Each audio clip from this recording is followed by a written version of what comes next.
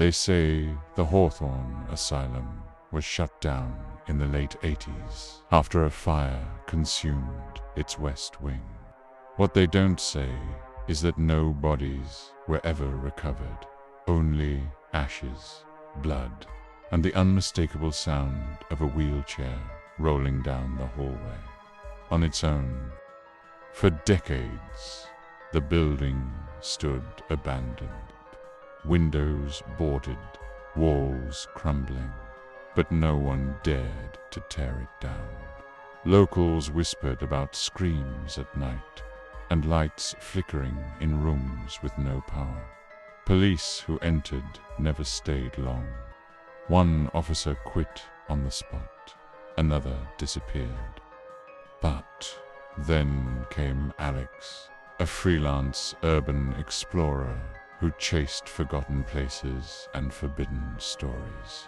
His YouTube channel had gone viral recently, and he was hungry for the next big hit. When he heard about Hawthorne, he couldn't resist.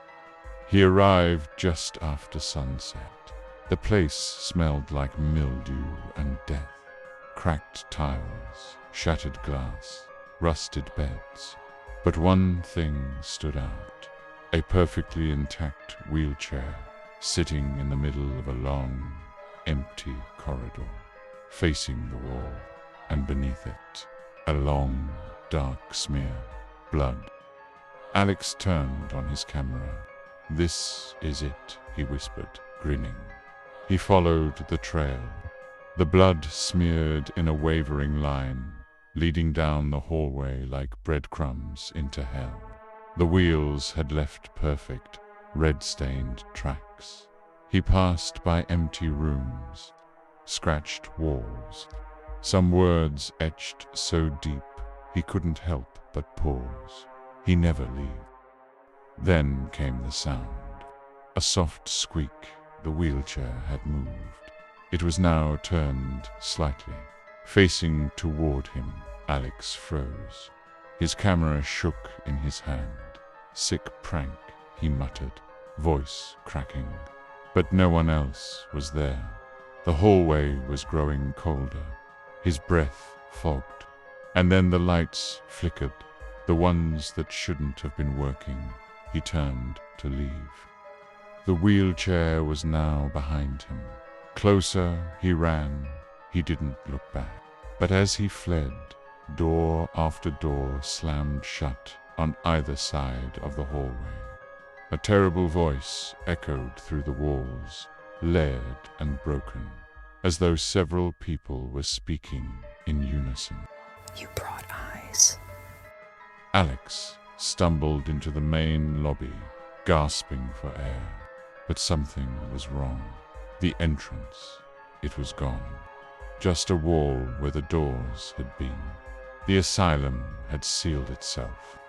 He turned and saw the wheelchair again, sitting, waiting. Suddenly, the hallway behind it lit up. One by one, fluorescent lights cracked to life, revealing a corridor he hadn't seen before. At the end, a figure, tall, thin, limbs too long. A face wrapped in bandages, except for its mouth jaw, dislocated, grinning. It floated forward, not walking. The lights behind it shattered as it passed. Closer, closer. Alex screamed, ran into a random room, slammed the door, locked it. Silence. Then knock, knock. He turned around. There, in the corner of the room, was a rusted bed frame. Strapped to it bones, human remains, still in a straitjacket. The name stitched into it. Dr. Alan Soren. Alex remembered the story. The asylum's head psychiatrist. Rumors said he conducted treatments on patients with no anesthesia. Some said he was trying to cleanse their minds of evil. Others said he went mad himself, claiming a presence had spoken to him through the screams of the insane. The entity gave him knowledge in exchange for blood. Alex backed away slowly, but the door behind him vanished, literally gone, just a wall. He was trapped in the room, and then the whispering started from every crack in the wall. Sit and remember. The wheelchair appeared again, this time inside the room. Against his will, Alex's body moved, legs stiff, arms trembling, as if invisible hands dragged him into the seat. He screamed, but no sound came out. He sat, the room went dark. When morning came, police found the asylum empty again. But the wheelchair was still there, parked in the middle of the hallway.